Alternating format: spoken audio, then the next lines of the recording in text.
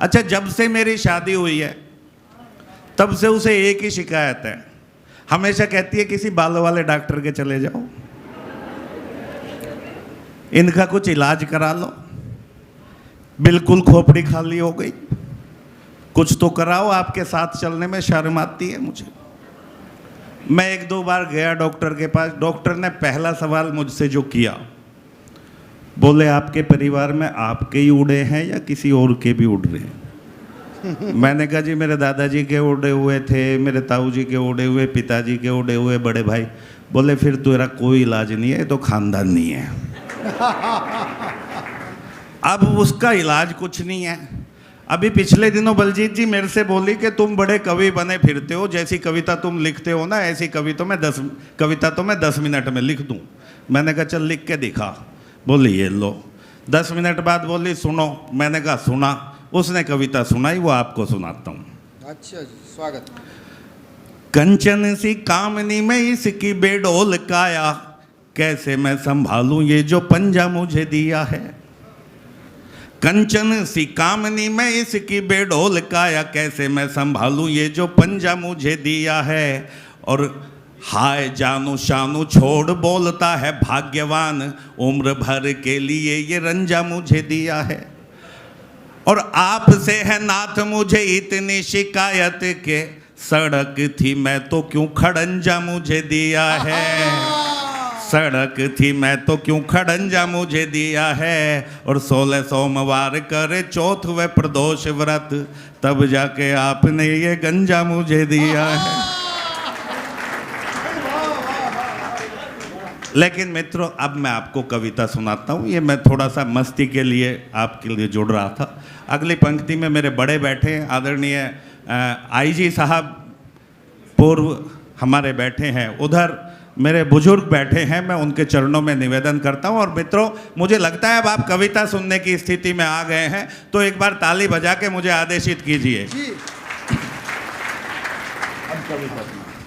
जियो तुम आज जी भर कर, कहीं कुछ कल नहीं होता। चलो सन्मार्ग पर प्यारे, तो मन चंचल नहीं होता। चलो सन्मार्ग पर प्यारे, तो मन चंचल नहीं होता। बुजुर्गों की करो सेवा, यही पूजा इबादत है। बुजुर्गों की दुआओं के बिना मंगल नहीं होता। बुजुर्गों की दुआओं के। सर क्या हुआ, कुछ गलत कह रहा हूँ क्या मैं? नहीं, वो सर कुछ परेशान से लग रहे। अच्छा ठीक, नहीं वो असल में क्या होता है बाबूजी, आप बुरा मत मानना। मैं पिछले दिनों रोहतक में गया। अब मैं ऐसे ही कविता पढ़ रहा था, एक ताऊ खड़ा हो गया लठ लेके। पहले इधर खड़ा रहा, फिर उधर खड़ा रहा। अब मेरे को तो टेंशन होगी। मैंने कहा ताऊ जी मैं बैठ जाऊं क्या? बोला ना तू तो मेहमान है, मंडरा है। मैं तो उसे ढूंढ रहा हूं जिसने तू बुलाया। तो हमें तो मफतलाल जी ने बुलाया, ये बैठे भाई साहब बड़ी। तो कई बार ऐसी स्थिति हो जाती है। पिछले दिनों का मैम एक बड़ा विचित्र वाकया मैं आपको बताता हूँ। वो मेरे एक मित्र हैं चमन सिंह जी, 58 साल की उम्र है, अध्यापक हैं, टीजीटी साइंस हैं वो। पिछले दिनों उन्हें थोड़ी हार्ट में प्रॉब्लम हुई, छाती में दर्द हुआ, तो वो एक निजी अस्पताल में चले गए। वहाँ गए तो डॉक्टरों ने पहले उनका जाते ईसीजी करा और बोले इनके टेस्ट कराओ, फटाफट ब्लड लिया, बहुत सारे टेस्ट करे उनके। फिर बोले इनका ऑपरेशन होगा जी, बहुत खतरनाक मामला है, अभी इनका तो बाईपास करानी पड़ेगी। घर वाले बोले जी 1 आध दिन का टाइम है। बोले नहीं आज ही होगी, रात को ही, और डॉक्टर बुलाने पड़ेंगे बाहर से, और जल्दी से जो है आप 15 लाख रुपए जमा करा दो। अब मास्टर जी तो और चक्कर आ गया, और धड़कन और बढ़ने लगी 15 लाख के चक्कर में। लेकिन घर वालों ने समझा कोई बात नहीं, जान है तो जहान है। बोले ठीक है। फॉर्म भरना जा रहा था, ऑपरेशन पे जा रहे हैं, फॉर्म भर रहे हैं, टेंशन दिमाग में है। हमें आजकल आदत पड़ गई है हर चीज़ की शॉर्ट फॉर्म लिखने की। हम कनॉट प्लेस नहीं बोलते, कनॉट प्लेस जा रहे हैं, हम बोलते सीपी। तो एजुकेशन डिपार्टमेंट लिखना था। फॉर्म में कि कहाँ काम करते हैं, एजुकेशन डिपार्टमेंट, उसमें उन्होंने लिख दिया ईडी। और वाह वाह। और मित्रों यहीं से कहानी बदलती चली गई। दोबारा टेस्ट हुए, डॉक्टरों की दूसरी टीम आई, उन्होंने कहा ऑपरेशन की कोई ज़रूरत नहीं है, दवाइयों से काम चल जाएगा। आदरणीय चमन सिंह जी को दवाइयाँ भी फ्री दिलवाई गई। अब वो हर महीने चेकअप के लिए जाते हैं। हेड ऑफ द डिपार्टमेंट उन्हें अपने केबिन में बुलाते हैं, चेकअप करने के बाद चाय भी पिलाते हैं। परसों मेरे से कह रहे थे, यार आज़ाद सारा जीवन बीत गया, जो इज्जत इस हॉस्पिटल वालों ने दी है ना, ऐसी इज्जत मुझे आज तक कभी नहीं मिली। तो ये देखो, ये कमाल है ईडी का। एक बार एजुकेशन डिपार्टमेंट के लिए तालियां बजा दीजिए। बहुत सारी बातें रसिक जी कर रहे थे, कवियों की, कविता की, मंजू जी ने बहुत सारी बातें की। मैं कुछ कविता आपको, थोड़ा सा आज़ाद नाम है तो अभी पी के आज़ाद का जिक्र चल रहा था, मैं वहाँ से थोड़ा सा 4 पंक्तियाँ उठाता हूँ। चांद तारे कहीं खो गए, शब्द गुमसुम सभी सो गए, जब जहां ने पिलाया जहर, पी के आजाद हम हो गए, पी के आजाद हम हो गए। स्कूल के प्रांगण में खड़ा हूँ, इसलिए हंसाने को मैं बहुत लंबी श्रृंखला मेरे पास है, लेकिन मैं चाहता हूँ कि कुछ अच्छा इन बच्चों को भी देके जाऊँ। जब हम अखबार में पढ़ते हैं कि नंबर कम आने की वजह से बच्चे ने खुदकुशी कर ली, तो बड़ा दर्द होता है। मैं खुद अध्यापक हूँ, दिल्ली में, मैंने बताया दिल्ली में मैं अध्यापक हूँ। आजकल बच्चे बहुत तेज हो गए हैं। सन 2000 के बाद इस देश में बालक पैदा नहीं हो रहे, डायरेक्ट बाप पैदा हो रहे हैं। सही बता रहा हूँ मैं। आप अपने घर में बच्चों की बातें सुनो छुप के, आपके चेहरे पे मुस्कान आ जाएगी। वो नर्सरी क्लास का एक बालक, मैडम ने कहा बेटा फलों के नाम सुना, बोला मैम पपीता, आम, सेव। मैडम बोली और सुना, बोला और सब ठीक ठाक मैडम, आप अपनी सुनाओ। एक उसका भी गुरु, मास्टर जी ने कहा क्रिकेट मैच के वर्णन का संक्षिप्त निबंध लिखो। सारे बच्चों ने लिखा। 2 टीमें होती हैं, 11-11 खिलाड़ी होते हैं, 2 एम्पायर होते हैं, एक रेफरी होता है।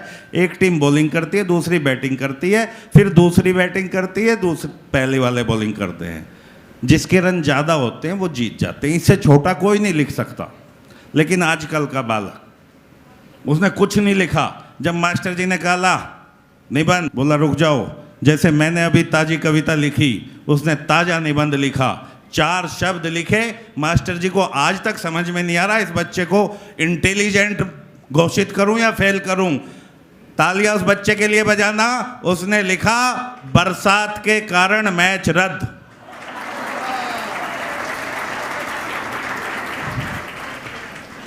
ये स्थितियां इन बच्चों की हो गई हैं। बेटियां बैठी हैं वहाँ। वो एक मास्टर जी ने क्लास में जाके प्रश्न किया, बोले बेटा राम पिता की आज्ञा मानकर वन में गए, ये बात तो बिल्कुल ठीक है, लेकिन सीता जी उनके साथ गई, इसमें क्या सीख है?